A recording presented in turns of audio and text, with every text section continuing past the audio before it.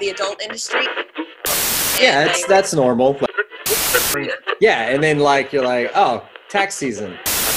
I'm not going to do porn. I'm a CPA. 9. Ignition sequence start. 6, 5, 4, 3, 2. Okay, we're recording. So welcome to another episode of The Other Side of the Tattoo. I am here with my good friend, Annabelle Peaks. You said good friend. I appreciate that. Well, yeah. Well, we've known each other for a little while now. Yeah. We met in the non-typical way. You were actually, I first became familiar with you because you were doing modeling and some promotion work with Inked Magazine, who I work with and for. And that was how I got introduced. I was not up to speed on the current actresses. I was going to say track of my career. Yeah, because your career, because I'm a total slacker, but you are an adult film star and an entrepreneur in many areas, which is why I wanted you on, because you're super interesting and super motivated. And I thought you'd be a great guest, and you agreed to do it. So that's kind of the other thing. Like, sometimes I make, silly choices, and I'm not sure if this is one of them yet. Oh, it's a terrible choice. This is like the worst thing you can do for your career. It's like, I've accomplished so much. I'm going to go on this podcast that doesn't even exist yet with this guy. It's going to be great. It's such a power move. I know you can kill it. You watch TED Talks and Joe Rogan. I'm pretty sure that is a measure of success for podcasters. And Freakonomics and lore and other randomness. So yeah, I'm gonna have to look up Freakonomics because that one's interesting just because of the title. You would really like Freakonomics. I started reading their book. I read the first Freakonomics books a couple of years ago, and I was hooked. It's just this interesting way of viewing the social circumstances we're in. They tackle all kinds of really crazy topics that people don't necessarily have answers for, so they come at it at a more logical way and a different approach than some people examine topics. So I won't get into it too much until after you participated in it. And then one time we'll get on here and do that, because aside from being in the adult industry, you are actually a CPA, I believe? Yes. All right. So give us a little bit of background, give a little intro to you for those who don't already know you. Okay. This is my spiel. Let's see. My name's Anna. I'm 36 years old. I am a CPA by career. So I've got a master's degree in accounting. I did that for like 7 years, and then kind of fell into the adult industry. And that's normal. Like, you're driving to work, you're stuck at a stoplight, you shoot and then all of a sudden, boom. porn. Yeah, and then you're like, oh, tax season. Oh, wait, how do I split this up? Okay. So how do you fall into that? I know people ask me that all the time. Okay, accountants are kind of square. Let's be honest. If you have an accountant, you go in, you like going in like that calculator in their pocket. I know because I was around, and I am not a square. Like I don't fit that mentality at all. So, but I'm really good at what I do. I'm not boring. Like, in fact, I refuse to be boring. Like, that is the last thing in the world I will ever be. Like, I will go explore and find something new and amazing before I ever just be boring. But so during the day, I'd be square me in doing all my accounting stuff. And then at night, I would just be this wild child because I had all this pent up energy from being stuck in this 3-piece business suit all day. And accounting is sexy. So you would get all hot and bothered. Yeah, exactly. Oh yeah. Sounds good. Yeah. So I was a webcammer because I could make good money in the privacy of my own home. And I was doing that because I was making good money. I was paying off my student loans. And then somebody found me on there and said, you should do porn.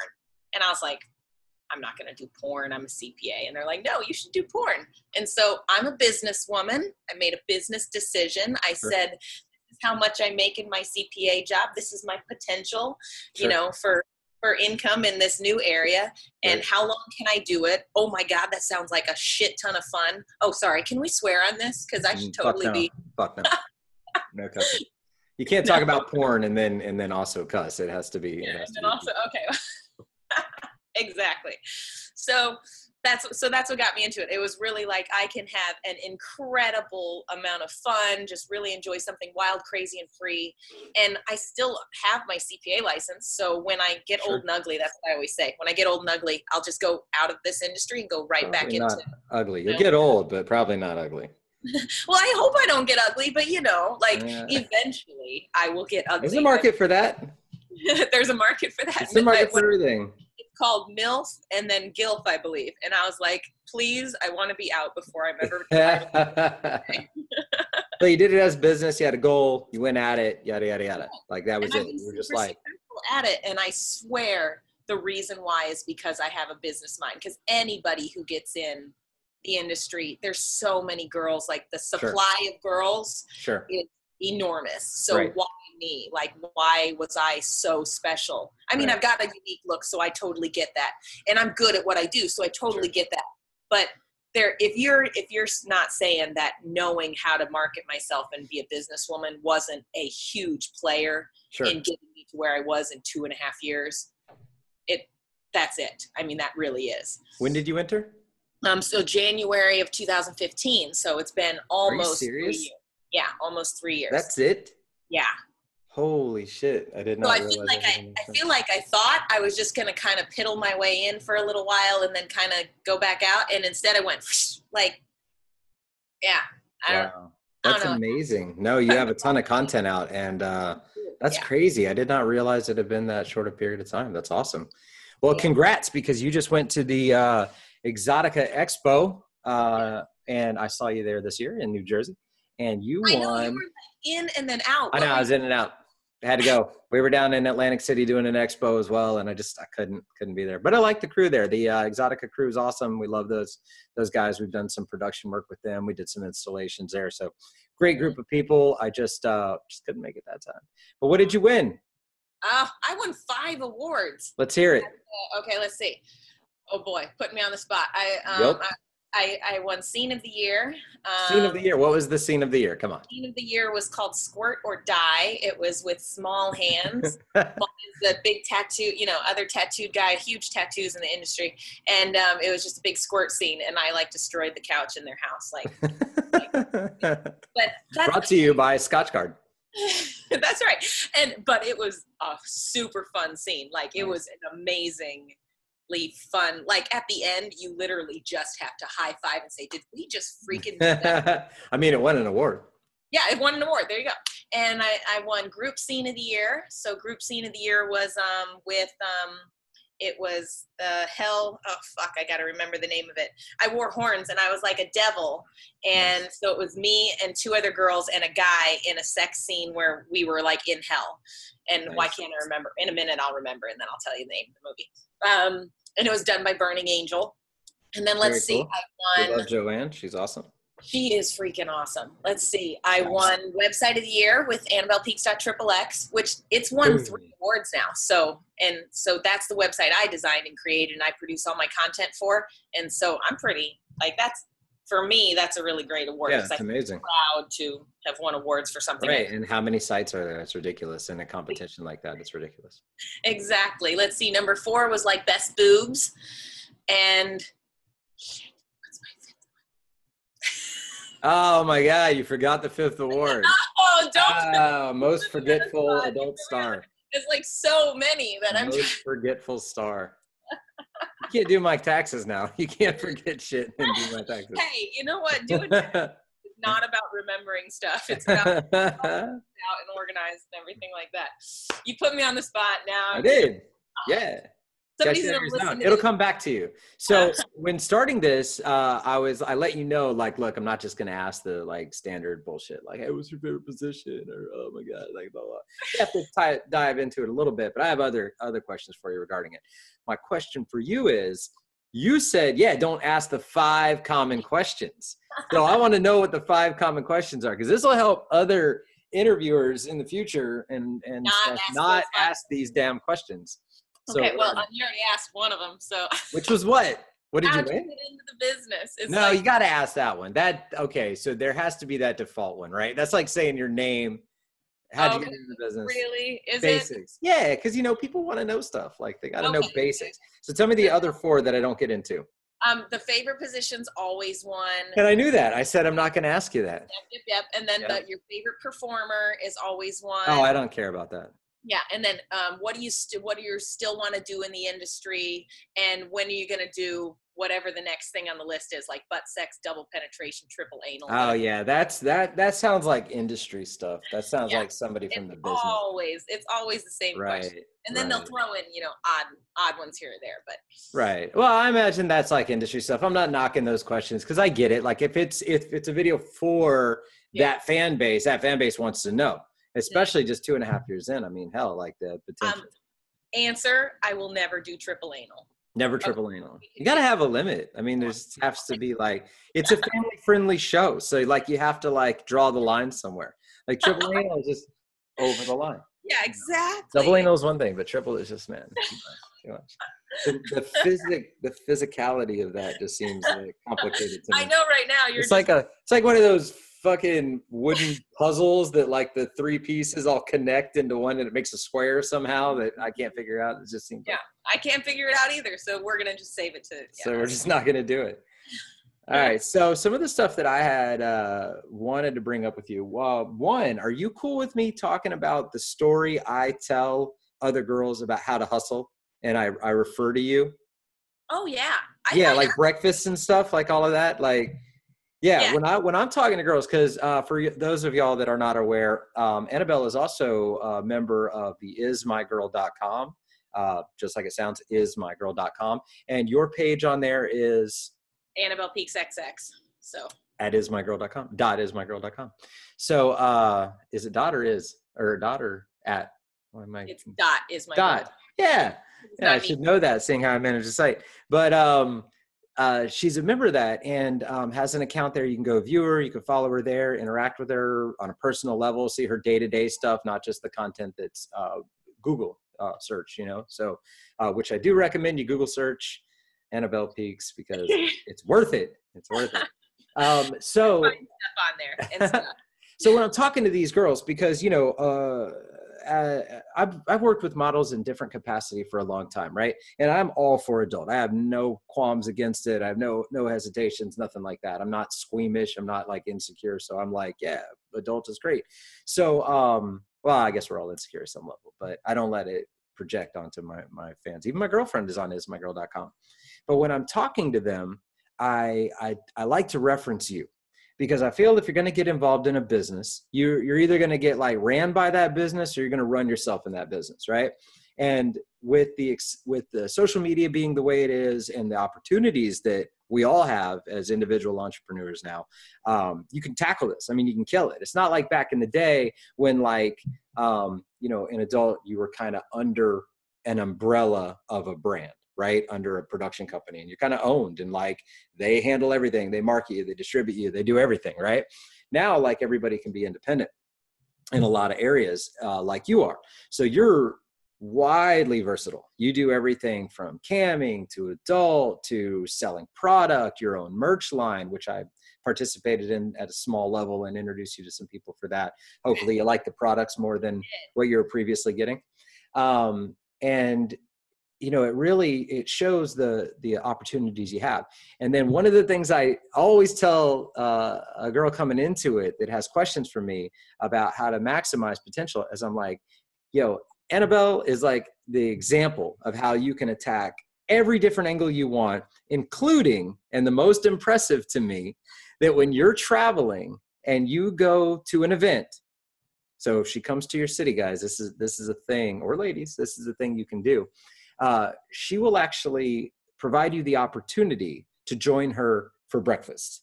So what I tell these girls is, I was like, you can sell anything you want. You can set your own course. You can do it all. You can even sell breakfast, because Annabelle sells breakfast and dinner. And they're like, what do you mean she sells breakfast and dinner? I was like, this woman pre-sells her Saturday morning breakfast, where she arrives at her own time at this restaurant, correct? Correct. And then the caller has to then show up at this event, meet with you, and sit down for breakfast with you. For how long? How long is breakfast? An hour. Mm-hmm. 1 hour. Eat the food, and the person pays for the food. Correct. And then that person leaves without her. Correct. And breakfast with you is $500. $500. And dinner is $1,000. Is $1,000. And people do it.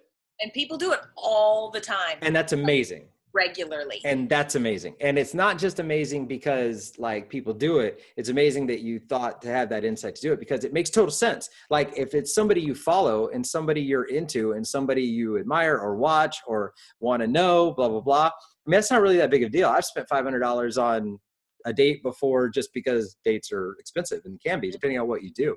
So the opportunity to interact with somebody like you, it makes total sense to me, but it's absolutely like an example of how you can think outside that box and just be a boss. And if you market yourself a certain way and you hold yourself to a certain position and you have these like prerequisites of what it takes, what it's going to cost to interact with you, and you set that standard, people go for it. I mean, there's cars out there that are $2 million. You don't need to spend $2 million on a car, but people do it. People do it because people want to spend what they want to spend. And if something is exclusive and if it's desirable, anything is only worth what you're willing to pay for it. You know, like Antique Roadshow, they'll be like, this blanket's worth $100,000. No, that blanket is worth whatever anybody's going to give you, period.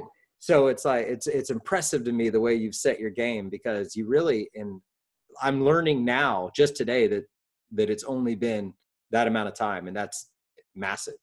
Well, if you think about it, like if I had the chance to meet, I mean, I have people that I would just die to sit down and eat with, you know, and sure, just absolutely, me too.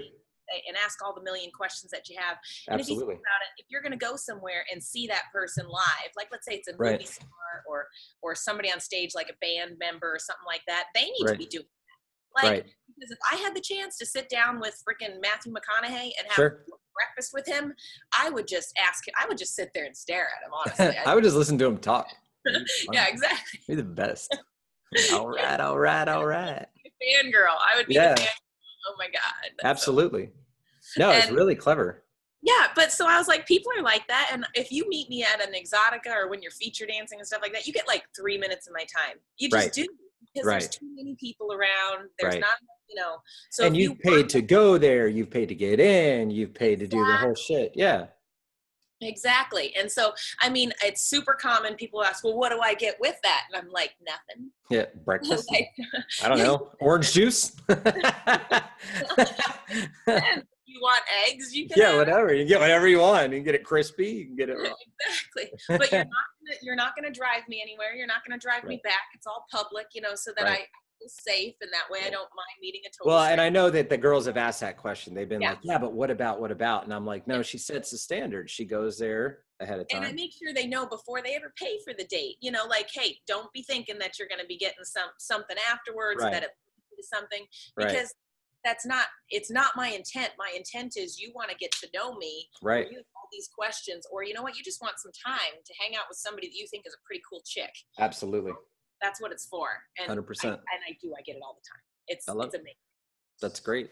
I think it's great. And I think more power to you. And it's all about, it goes back to all about marketing yourself. Like I looked it up the other day. I have 42 different income stream lines. 42. And now some of them don't make hardly anything because they're either new or they're low or whatever. Right. But what it means is if you think about 42, like literally think about how many websites that is that's making me some sort of income, what kind of things that I'm doing, like feature dancing and conventions and porn and you know, like that. Just think about all those different things. And like some of them make money while we're sitting here on the phone. You know, while we're sitting here. She's making money right now, fellas. Right now. And ladies. And I better. Hopefully I'm making some when I sleep, you know. Right. Well, that's the main thing, is to make money when you sleep. Like that's a formula for success. Multiple points of income and make money when you sleep. Those are fundamental. I mean, but it should be like that with every business anybody ever has, you know. So if you, I mean, it's easier as an entrepreneur. Like if you work for somebody, then you get a paycheck because you show up and work so many hours and stuff like that. But now that I have my own business, I would never go back. Right. Because without your you know, as an entrepreneur, you can seek out and find those passive sorts of income, and you can work as hard as you want to make as much as you want. Your income's limitless. Right. Whereas in a job, you know, 8 to 5, you're limited to what your wage is. Absolutely. You know? But, you know, with a grain of salt, like some people, because I've had businesses my whole life, and since I was like 20, 21. I've had my own businesses, and I've done the other side as well. So there's benefit to both, because one of the things I learned about a lot of people is some people want to do the job as the job portion of their life, as that means to an end. And they might take it totally seriously. They might love it. They might put all their heart into it. But then when they want to shut that day off, they're able to do that. And as a business owner for, you know, the majority of my life, that employed people, sometimes a lot of people, and the responsibilities that come from that, that can be both rewarding and extremely taxing. So I don't knock the other side, and I've dabbled in both to kind of get perspective. And in fact, I've taken a role in managerial in order to kind of rethink what it's like to be a business owner going forward and to employ people, to get that other perspective. Because if you're only one thing, you don't have that balance. So the fact that you did work as a CPA works because now it gives you that perspective on the other end. So you have both to gauge it. And I think that's super important because, you know, like you can really, as a team member in a thing that you believe in, you can really bring a lot to that table. And it's very rewarding to help something like that excel. So I dig it, man. I like that you have that complication. I still can't get over the fact that it was that long. I didn't know that you had only recently moved over into it. Hey, so, that's why people haven't gotten tired of me yet, because I'm still pretty new, you know? Right. One day people will look at me and be like, boobs, you know? Or breakfast. Like I took her to Waffle House. You got to go to Waffle House, by the way. I was really disappointed that you told me you had not had somebody take you to Waffle House. I've never been to Waffle House. Yeah, you got to go to Waffle House, because for me, the idea that somebody could spend $500 at Waffle House just like blows my mind, because I think Waffle Houses make about $500 a day. Total, like, as a business, totally kidding. Those things are fucking cash cows. They are secret of the South, and they are amazing. Like, never hate on the Waffle House, but if you can go to Waffle, chicken and waffles at the Waffle House. you can. But the my favorite is the cheese, eggs, and raisin toast bacon thing. Like, it's just awesome. So they have a ton of good stuff. Very limited menu, but like all of it's awesome. Get a waffle, of course, when you go there. And if you can, go to one in Atlanta, because that's where they come from. And in Atlanta, they have more Waffle Houses than New York has Starbucks. Like, I have gotten off the highway. You know how you have 2 on-ramps, 2 off-ramps? Right. And there was a Waffle House in each one. There's 4. I was sitting in a Waffle House, and I could see 3 Waffle Houses. Oh my gosh. Craziest shit I've ever seen. I swear to God, I'm not just making that up. I want to know where that is. Oh my gosh. There's beltways around Atlanta. It's pretty much everywhere. Like, every exit in Atlanta is Waffle House. It's the craziest stuff. So diving over into some other stuff, I wanted to bring up an interesting topic. I wanted to bring up something that we touched on a little bit in today's climate of sexual assault and allegations of assault, and the kind of uncovering of decades of this power play. And I was interested in that with your industry, because I really want to ask that question from you. Is like, I thought about it this morning. I was like, what about sexual assault in the adult industry? And how is that perceived, right? Because the perception is from the outside, you know, people are like, oh, she was an adult. You know what I mean? So like, it didn't matter, or she was asking for it, or blah, blah, blah, blah. So I imagine that is a real serious topic, right? Because there is this idea that you're going to do it anyway. So I'm really curious about how that plays out and what some stuff is. We got a special delivery. I'm doing an interview, but I'm totally okay with you in my room and work around. So we're going to get room service done here during the podcast. This is so good. I still need like my sheets changed and all that stuff. JP, are you seeing that? How awesome is that? Yes. We're going to have a maid service go down while this is going on. Okay. I don't even want to edit this out. Yeah. Give it half an hour. Yeah, if you can come back in a half hour, that'd be great. Good. Okay, Good. thank you. Yes. That was so good. I don't think she wanted to be on camera, maybe. I don't know. She was like, can I? That's really funny. I was really excited about it. We were talking about it. I was like, man, like, this is a great episode. We had I would have totally let her do it. the maid come in. No, you should have let her. That would have been awesome. You shouldn't have said anything. You just should have kept talking. Please. She'll be back in a half hour. We're still going to be on, so it's going to be great. I know. Well, that's what I was thinking, honestly. So back to the happy subject of this that we're talking about. But I do want to touch in on what we talked about the other day with it, socially. but I want to know about it in your business. Sure. Well, without roping yourself off. I mean, you want to call out people, do it. Like, no. Well, I'm going to preface a couple of things about sexual assault. Okay. One, I'm probably not your typical girl that's like, oh my gosh, sexual assault's super wrong, and I can't believe anybody who's done it, and I super condemn them and all that stuff. Half the time, like, I get that there's probably some of it that's really warranted and really necessary to call people out on it and get them in trouble. But then I think there's people that like jump on the bandwagon and are like, yeah, well, one day he slapped me in the ass on the way, and so now I need $1 million from you. I'm gonna all that stuff, book deal and everything else. Exactly. Like, I think sometimes there's the people that really felt violated from something, and then there's other people like, oh shit, she's getting some money, everybody's getting fired because of this, I don't like him anymore. So sure, that happened to me too. And so I'll preface that when I hear about it happening, I'm kind of skeptical, because I think there's a lot of people in the world that hey, this is a sexual world, and if I go into an office and I'm dressed a certain way, I'm not saying I'm asking for it. That's the wrong way to say it. But at the same time, if you're not a grown up enough about it to say, hey, you know what, that's not really acceptable, so I don't appreciate that, and give them that warning verbally, then if you just kind of take it, or maybe even accept it and kind of, hey, they're flirting with me, and then one day it goes over the line, then you were flirting with them too. And then when it goes over the line, that's when you're supposed to be an adult and say, hey, that went over the line today. And then just move on.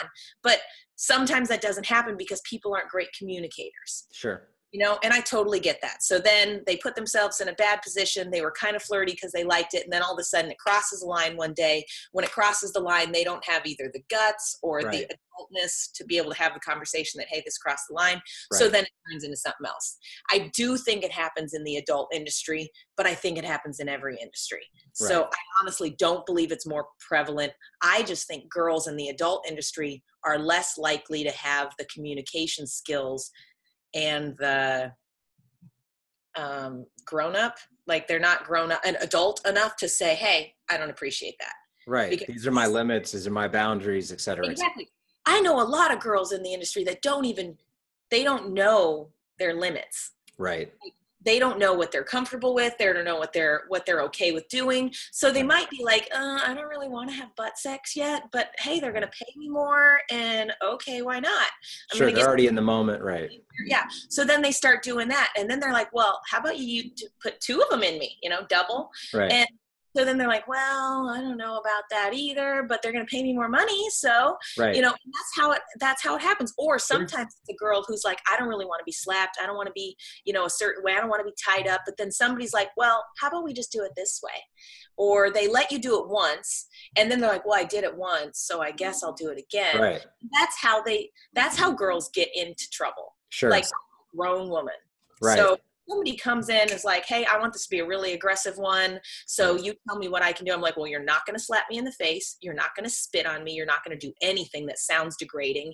I'm not going to crawl around like a dog for you. I'm like, I do not do any of that. Right. But I'm a grown-up woman enough to say that and make sure it doesn't happen. Right. Like if it happens on set, cut, I told him not to do that. Right. And you've done that. And I've done that. Nice. And so I totally get. And that sets a precedence. Like those people know not to go there with you going forward. Well, and honestly, it sets a standard for what I'm willing to do. And I know it's a silly thing. I roll my eyes when I say it, but I like to keep it classy. And I know porn is porn, but like I am a respectable adult woman. I'm not a 20-year-old idiot that you can throw around and do whatever you want with. And I get that there's an entire place and culture for people that want to just. And we're not calling every 20-year-old an idiot. Just no, I'm sorry. Just most of you. I'm sorry. Because I was an idiot at like 20 now. But you know what I mean. Like there's a market for girls who like that too. Absolutely. There's a market for girls who love to be degraded and turned into that and all that. But it's not me. So for me, I know what I want. But the truth is, in every industry, every woman, every even man, you have to be able to be an adult and have a conversation about sex.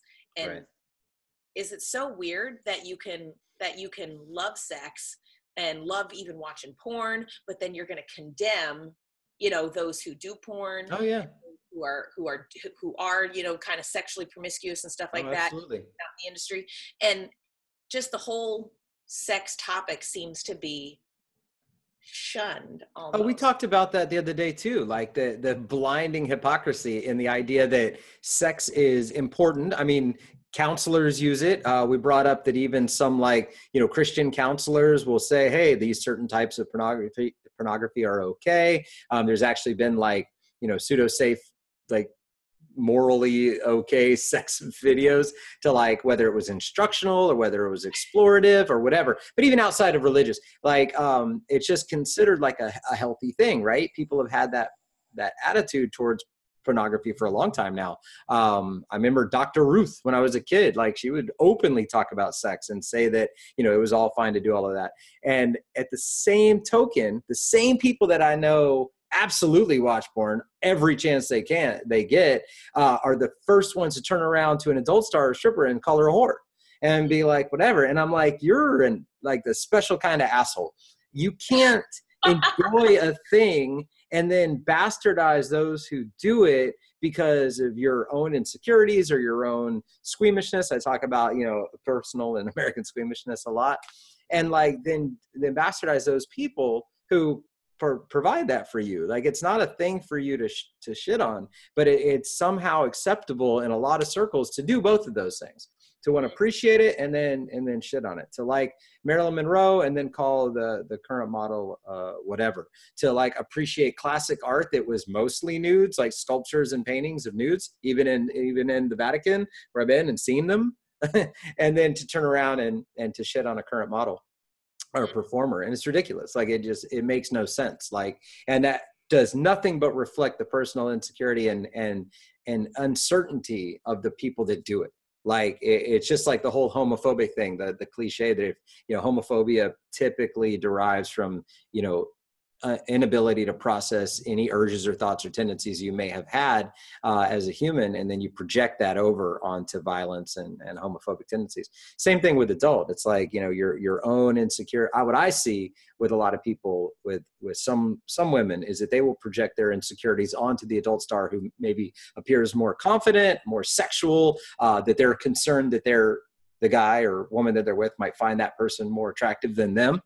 And then same thing with the guys. They have these fantasies and these tendencies, and they just want to project that, like, negative and dominance and that nastiness onto those girls as a way to fill the void of insecurity they feel. Or my favorite one is the comments, because we worked with models so long through Inked and Steadfast and all these other things, that the girls will put up something, and the guys that talk shit about them are the ones who has their wife in their picture.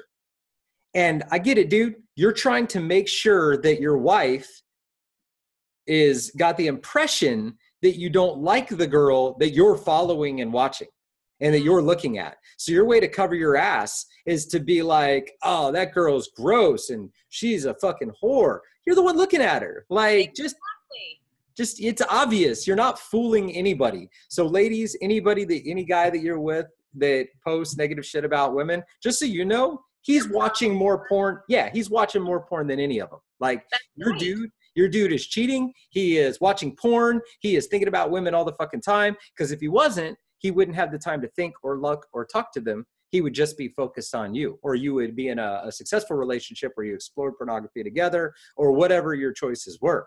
But yeah, those ones that bark at it, trust me, they're doing it. That's why so many politicians on the family front and the conservative front keep getting busted fucking their male interns. Like, it happens all the time, or sending dick pics to little boys or to little girls or to their coworkers. And to get so wrapped up in so many sex scandals and child pornography scandals. It happens on both sides, but it seems to happen like a lot on the conservative level, especially on the, like, Christian conservative level. It's not acceptable. Right. Well, because they're hiding it. They're hiding it in the first place. They have those tendencies. And so they project it out, you know, outwardly to hide what's inside, you know, look at what I say, not what I do.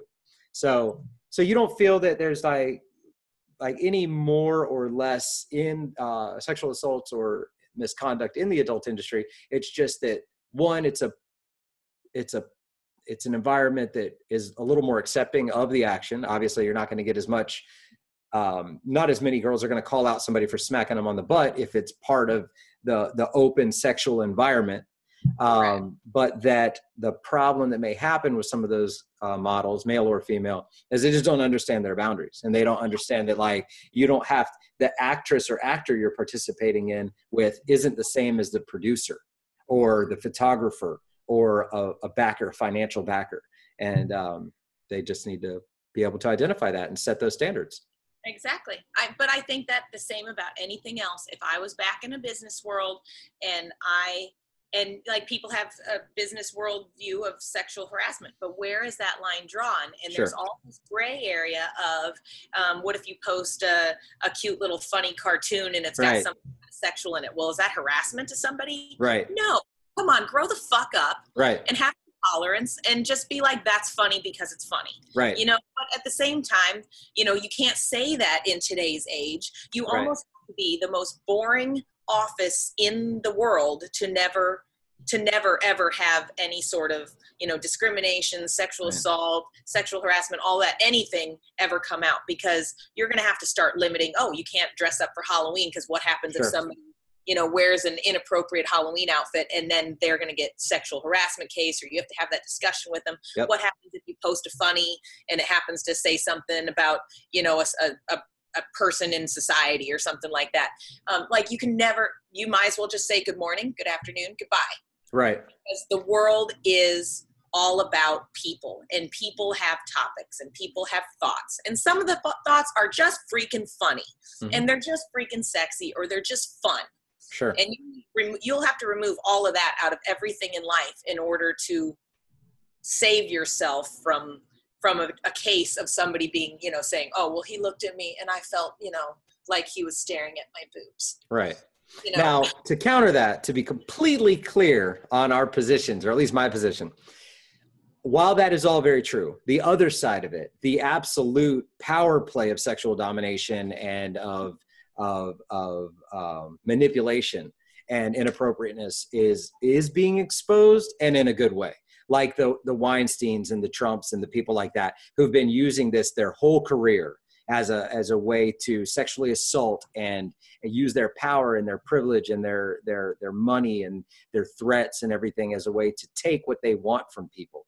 That's real. I mean, that's just a thing. Were some of those actresses open to the activity for gain? Yeah, Julia Roberts openly said that she had sex to further her career. So I don't think that even in the Weinstein thing, not everybody has come out, because some of those actresses were probably okay with it. They're in their own world. They were like, I'm going to do this because I know this is an opportunity for me. I'm going to do this as an adult.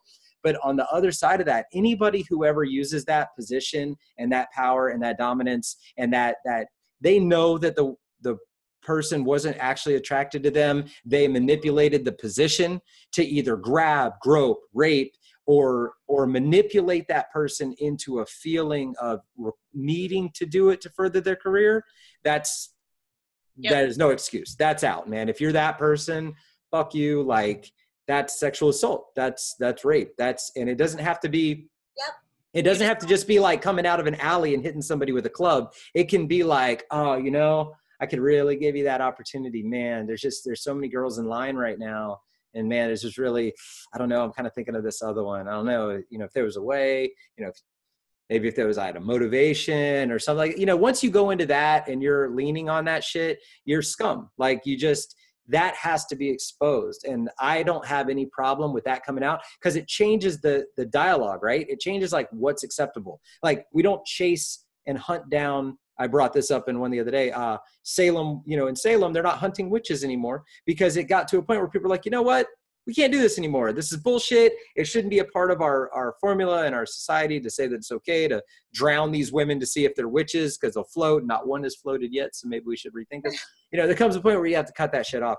And I feel that way in this, because I know when I was a kid and I watched the older men that I knew and how they interacted with women, in retrospect now, fast forwarding to 2017, I get it. Like, this shit wasn't appropriate, and women accepted it because that's what they kind of had to do. They kind of had to accept it. If they spoke up, it did affect their career and it affected their potential. So I have no qualms in saying that absolutely anybody that ever pressured anybody into this, manipulated anybody, imposed their will. I have no blockage of the minor thing, the more situation, like, you can go fuck yourself. You're a fucking pedophile. Like, you can't fuck around 14-year-olds. Sorry. I know that in Alabama, I think 16 is actually illegal or whatever, but, and that's a gray area in itself, but I'm not talking about a 16 and 18-year-old that went to school together.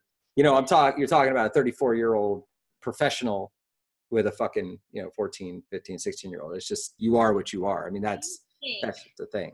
Do you think, because some of this stuff that's coming out now is from the past, and I don't know how far back it goes, but we've talked about it. Yeah, decades. Well, decades ago, was it socially acceptable for a man to be more dominant to a woman? It was, and in retrospect, that's incorrect. Like in Italy, it's not. Was it correct? No, it wasn't as much. It was still incorrect back then, but it was swept under the rug. It was that you didn't dare speak up because you just gotten rights. I mean, you had just gotten allowed into the workplace, so you're not going to say that shit. It was also acceptable to slap your wife around. You know what I mean? There was a certain level of abuse that was acceptable in the home. And we all know now that's not a thing, I think that with children, there's still that gray area. And I think a parent has the discretion to spank their child or not. I was spanked. I don't think that it fucking traumatized me. I think the shit I was doing that I got spanked for would have ended up traumatizing or killing me. Corrected your behavior? It did correct my behavior. I'm not a problem with it. But the idea of like abuse in the home and with the family and the wife and all that shit, that's not bullshit. If that's male to female or female to male, it's not acceptable. In my opinion. And the seasons change and you got to make those choices for yourself. So while I do agree with you that back then it was more acceptable, it doesn't make it right. So was like, racism, and so was a lot of things that were acceptable at that time, and you got to hold it to account. Now, should you be able to now hold? That's what I'm really wondering about, the hold it to account. Because let's say you're 70 years old, and when you were 35 years ago, you said something to a black man that maybe 35 years ago was kind of what everybody was saying back then, because it was tolerated, because it was or you said something to a woman back then because it was tolerated, because that's how it was. 35 years later, can they get in trouble in their current career because of something they said that might have been more acceptable 35 years earlier? In certain circumstances, in some things, no. If you're both like in a field, in a career or whatever, and y'all had that banter, and it was back and forth. I mean, the racism goes both ways. So like that, at that time, saying something to somebody, female or somebody of a different ethnicity, if you're saying derogatory things, fuck yeah, it was still wrong. It's still totally wrong. People have been fighting for civil rights for a lot longer than the last 35 years. So it's still totally unacceptable. Should it affect your career as an accountant? Probably not. But should it influence the choice to elect a public servant who is responsible for making thoughtful and moral and correct decisions on law and policy that governs the rest of us? Should that be, because they're not entitled to that fucking job. They're hired. We pay them. It's our tax money. And should we be able to hold people in that position, judges, politicians, civil servants, to that capacity, like to hold them to those standards for their past choices? Yes, because your role in current public service, your life has dictated your validation for that position. So absolutely. Like that's like the judges that get appointed to like federal positions and like the Supreme Court, they get scrutinized for their entire career. They look at every case they've ever judged, and they look for a pattern, and they look for bias, and they look for ethical questions, and they look for those things. So who you are your whole life determines that next position. And so, yeah, I feel that in certain circumstances it should. Like, I don't feel that anybody that's ever been repeatedly accused of rape and assault, and all the way down to a 13-year-old girl, should be the fucking president. I think that should be a disqualification. People are like, what about Clinton? Clinton was impeached, and then they didn't didn't get rid of them. They didn't find it. That they went through the process. It went through the thing. And those things were not on public display prior to being there. You know what I mean? To getting in that position. I mean, they were, but they weren't just spoken up on.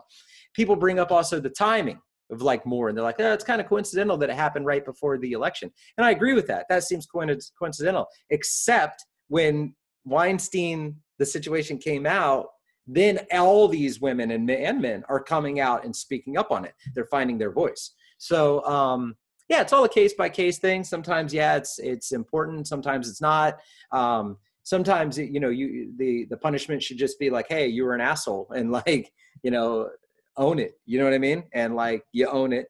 But if you're just going to like lie about it more, like, especially with a political situation, it comes out, you fucking lie about it. Like, these 8 women aren't lying. You know what I mean? You did this. One of the girls has her yearbook that you signed. Like, it's happened. And if you can't fucking fess up and say, yeah, I did that, absolutely it should affect your professional career going forward, because you're a fucking liar.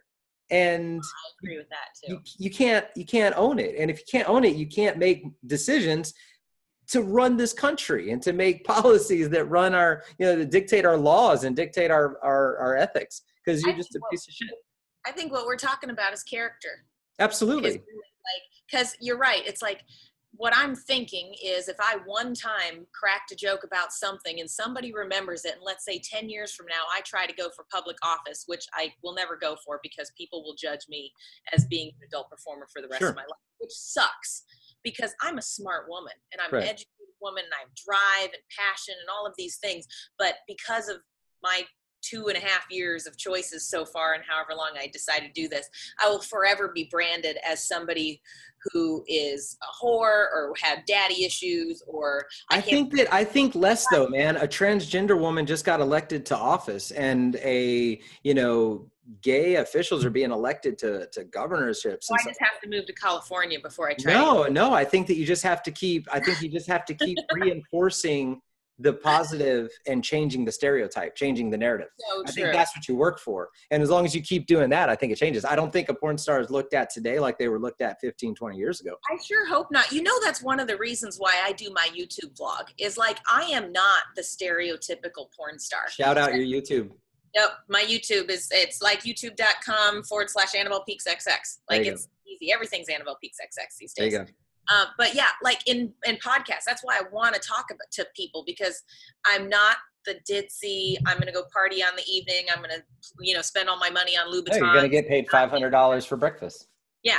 I mean, but like, there's so many stereotypes that it just affects your entire life. And sometimes the negatives just are like, oh my gosh, are there really that many people who don't understand that I'm a real person? And if you just know me, I'm not just that person. But I think it is like, there's probably that in every career. It does. But I think it all comes back to the character of a person. My character is somebody who's well-educated, well-spoken. I have a lot of drive in my life. Absolutely. And I can attest to that. It just happens to be that I'm fun. I'm Right. sorry I'm fun. I don't want to have fun stop at age 12. Right. You know what? If I see like snow outside, I want to freaking run into it and like make snowballs and throw it at you. I mean, it's just kind of fun, Right. And sex is like a playground. And if you can have it with people who really want to have it just like that, and at the end you can be like, that was some really cool shit you did when you put up my leg and did all this other fun stuff, then holy shit, do it, because it's a fun part of life. And I don't want to be old and boring. I think that we perceive the stereotypes more than they exist. Like, I'm an ex-felon and a ex-heroin addict. Like, I've done the whole game. Like, I've been sober almost 20 years, and exactly, because I'm open about it, and it was things that happened, but they don't define me. So I think in today's society, like, I don't think those things happen. Like, matter of fact, my honesty about my past was a fortification for going forward, because I was honest. Because people would be like, hey, or I would be like, hey, this is me, this is the whole package, blah blah blah blah blah. So that character, even though I made flaws because I corrected them for myself, I think that was actually a strength. So if it's not, it's all in how you deliver it. You know what I mean? I think that hold on, stay with free. I think that it's a double-edged sword. Like, yeah, it might stop you from working in some environments, but typically those environments are ones that you didn't want to be a part of anyway. You know what I mean? Like, that was one of the things about getting tattooed the way I did, was it kind of cut me off from a side of the world that I didn't want to participate in. It cut me off from the people that would be superficially friendly to you or interested in you or whatever. But if you did anything out of any sort of line, that was it. You were cut out of their social circle, right? And I wanted that from the gate, because I don't care. Like, I don't want to be a part of a crew or a clique or a club or anything. Like, I hate that shit. I wasn't cool enough in high school for that. And I don't want to be cool enough for that as an adult. Like, I have no interest. So when you're able to cut those people out for being you, for being what you want, that's an asset. So I think the same thing with having done adult. I mean, you're going to not be around judgmental pricks. Darn. You know what I mean? There's nobody that's really going to like of any substance or quality that's ever going to hold that against you. So fuck them. Sometimes I think I can maybe change people's opinion. I don't know if that's true or not, because I think you do. That's what it is. I think there's no question you do. But I'm like, there's some people that like, they would like me if they met me. Right. Because I'm nice. Right. All the time. I'm nice. So, but there's some people that like, when they first, I get it with women a lot. Sure. And I'm like, I'm not trying to steal your man. Right. I'm not trying to tell you that you're not beautiful or anything like that. I'm just a nice. Kind of the opposite. You're generally more supportive of people when I've seen you interact with them. Absolutely. Right. And heck, if you've got a man and he thinks that, he wants to get a picture with me because I'm his favorite porn star and you're kind of like judging him or something, come on in with me and enjoy the idea that sex is fun. Absolutely. Not that I'm going to somehow steal him away from you and stuff like that. But I do think that all the time it's how you present yourself, and hopefully I can help overcome people's stereotypes and their judgments. Like, that's honestly the number one reason why I have a tattoo right there on my boobs that says "Judge me not." Yep. Like, just take a second, read that, and say, "Oh, maybe I should keep an open mind for a minute." Right. Like, can everybody have a tattoo like this? Because if everybody was just reminded for a moment to step back and be like, okay, don't judge a book by its cover. Okay, this is how they look. I wonder why. Let's get to know that person. Or, in anything, in a business world, in an entertainment world, or in anything. I don't know. I'm very open-minded. And you promise not to persecute somebody in the future for reading your boobs. I know. You're not going to call a sexual assault charge on them. Why are you staring at my boobs? Yeah, stop staring at what I'm showing you. I was like, I don't mind if you stare at them. Just eventually look back up. Eventually look up. Sooner or later. Your quick schedule. What do you got coming up? Oh boy. So I pretty much have most of the rest of the month off because I'm doing vacation for Christmas. I am going to be in Jacksonville, North Carolina, feature dancing in a week and a half. So that's like the 15th, 16th of December. January, I'm going to be feature dancing in LA in between the XBiz Awards and the AVN Awards. Are you going to shout out where? Where I don't know the names of the clubs. I just know they're in LA. Like, all I know is that my agent just go to Jacksonville, North Carolina. Toby's in Jacksonville, North Carolina. But like everything for next year, I'm already starting to get hit up for clubs and stuff like that. But like so far, they're like, "Can you do Columbus in April?" And I'm like, "Yep." And they're like, "Can you do LA in January?" And I'm like, "Yep." But I haven't signed anything, so I know they're. So I book up really fast. So. No worries. That's awesome. Well, you can always go check out the rest of her schedule. You post all of your events and your travels give it another shout out. I do it on my Instagram and my Twitter all the time. So that's at Annabelle Peaks XX. And of course, your Is My Girl, if you want to follow her at a personal level and see her day-to-day travels, as well as some of her more risque content, and actually message her directly and all of that. That's another place to find her. I like the messages directly. I think that's kind of the fun part. So yeah. Awesome. Well, thank you so much, Annabelle. We really appreciate you taking your time out of your busy day and shunning away your I know. maid. So bummed. Yeah. When she comes in, just turn on like one of your films so that she walks in and sees. Shock the shit out of her. Oh wait, hold on. I'll put that away. Step out on the bed or something. Yeah. All right. Well, anytime you want to do this, we'd love to do this with you again. And it's been a pleasure. And we'll talk to you soon. All right. Bye.